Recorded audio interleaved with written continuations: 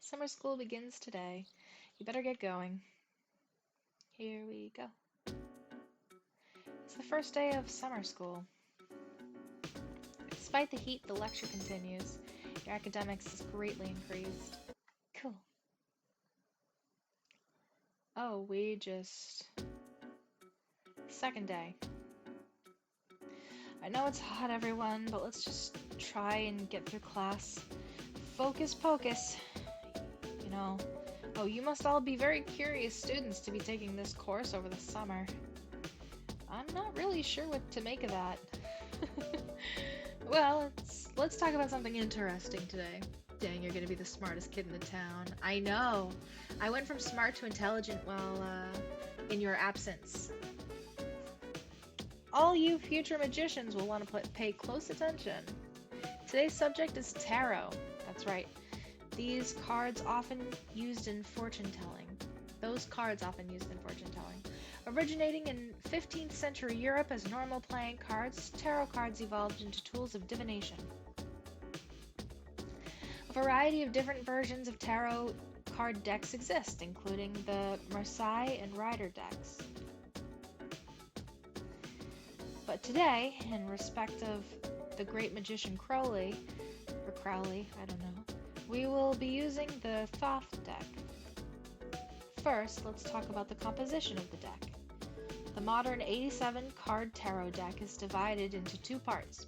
There are 22 major arcana, face cards, and 56 minor arcana, or number cards. The minor arcana are also sometimes called pips. The major arcana features a variety of illustrations on their faces, beginning with the Fool and ending with the World.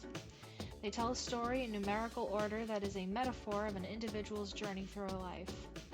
Each major arcana represents a stage on that journey, an experience that the individual must incorporate to realize his oneness.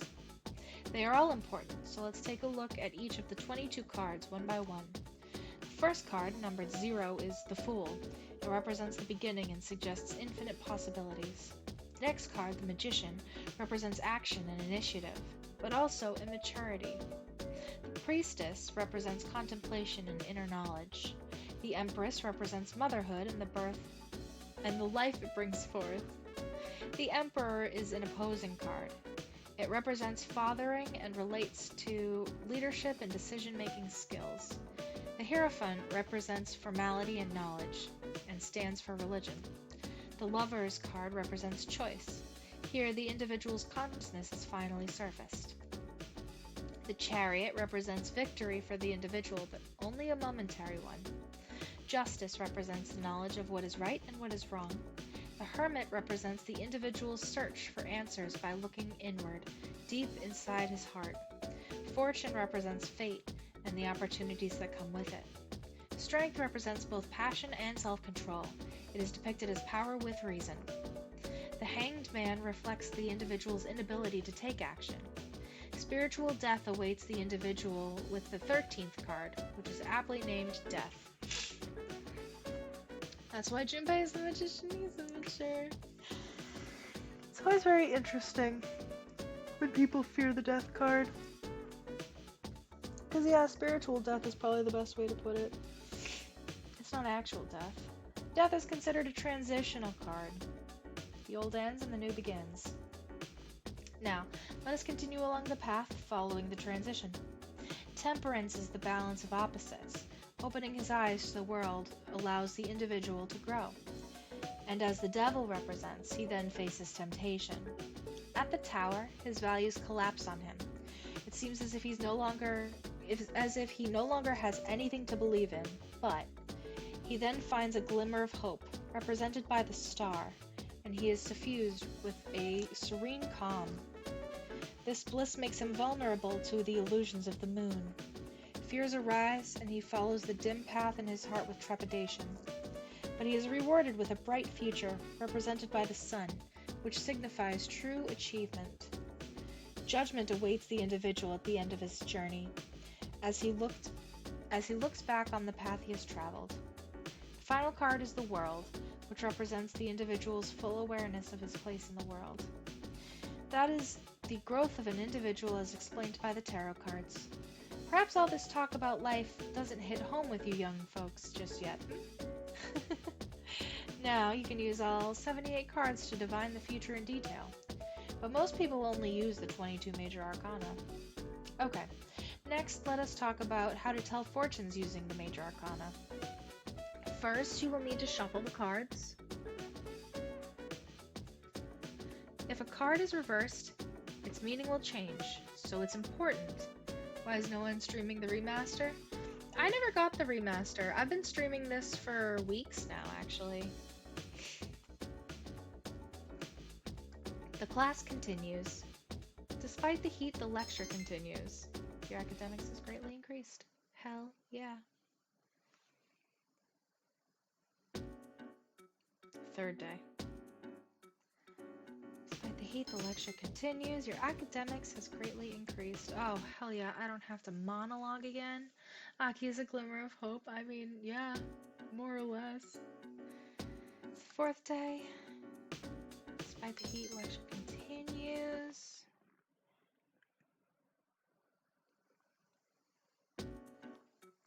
Fifth day. Oh man, now let's begin. How are y'all handling the heat? I could brew you some of my specialty if you'd like. Now let's continue with our with our special summer study, the truth behind magic. I'll be talking about Kabbalah. I assume all of you have at least heard of Kabbalah, yes? Yes.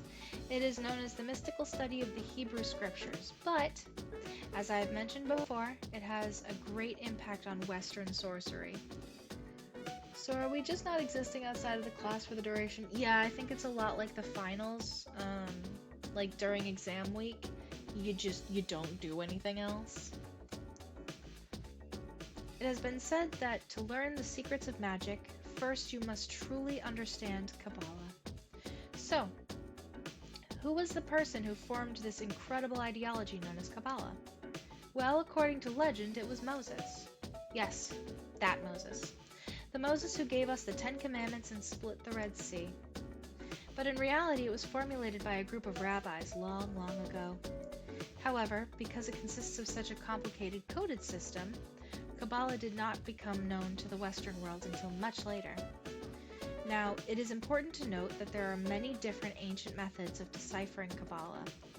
For example, there is, oh boy, gematria, the interpretation of text by replacing letters with the numbers they represent. There is notarikon, which you take a letter from each word to form another sentence or thought.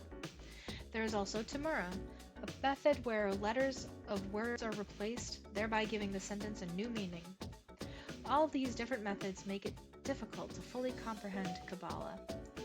Now, one of the most important ideas of Kabbalah is the Tree of Life, formed of the 10 Sephirot. Most illustrations depict it as a chart shaped like a tree. The 10 stages represented by the Sephirot, and the 22 paths connecting them represent the stages of creation God formed from his own self, as well as the direction in which humanity should evolve. Where did we come from? Where are we going? These answers lie in the Sephirot. When training your magic, it's important to picture the Sephirot every so often. And when you are meditating, you should focus on the Sephirot as well. If we took a shot every single fucking time he said it, if life was a test, the Sephirot would be the basic questions. All aspiring magicians should know them. So, if you're looking for an inspiration, fuck you, try your hand. By the way, did you notice that I said there were 22 paths? Yes, that's right. The same number as the major arcana I spoke about earlier. Now, continuing on, the world is broken up into 4 stages. The class continues. Oh, before I forget, I'll be giving supplementary lessons at the nurse's office, starting in the 2nd term. I'm thinking of doing demonstrations using tarot cards. I won't have time for that during the lecture, but if you're interested, you should stop by after school. Everyone is welcome. Great. God, my throat hurts. We are pushing through, though. There's a box in the room. Oh, cool! Anyway, back to fucking this shit.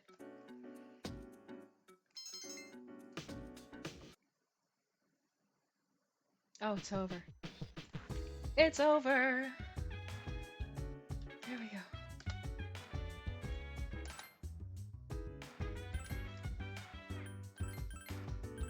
Yeah, I might later. Go, Yukari. There you are. Looking at you pleadingly. Maybe you should feed him. Or so you thought, but someone has already filled his bowl with a generic dog food. He seems tired of it, though. If you gave him some homemade food, maybe he'd enjoy it. Is there any place you can make some? Oh. Is there? Oh wait, is that the kitchen? Back door. Do we have a kitchen? We don't.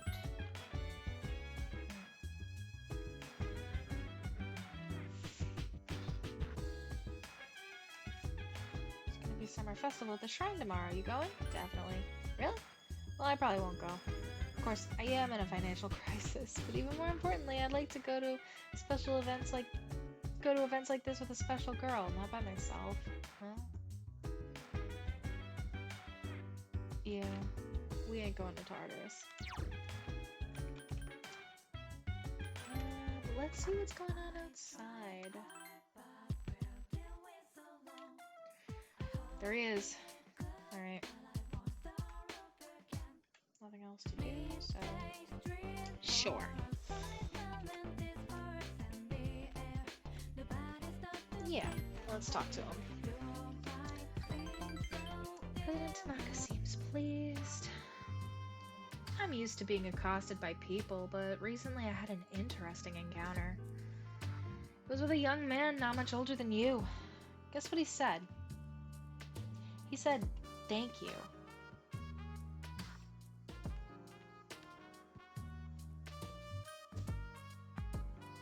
I don't know. Good for you? Or did you hear wrong? I was just as surprised as you, so I asked him to repeat himself. But sure enough, that's what he said.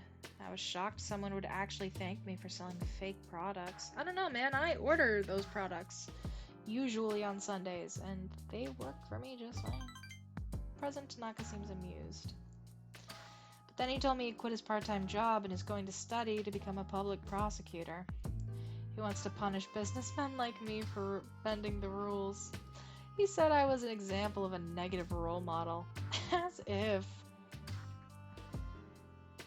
This is me worrying too much, but what if... Just what if? What if he does become a public prosecutor and puts me behind bars? Then I wouldn't be able to give you advice anymore. President Tanaka seems upset. You feel like you understand him a little better now. Alright, that's 8. We got 2 more interactions with this man. I'm missing the discussion of capitalism because of more capitalism. Oh, great. You're not really missing anything, if it makes you feel any better. Powers to create personas of the Devil Arcana has grown. I want the shareholders to know about this. Apparently, kids these days aren't as naive as we thought. President Tanaka left.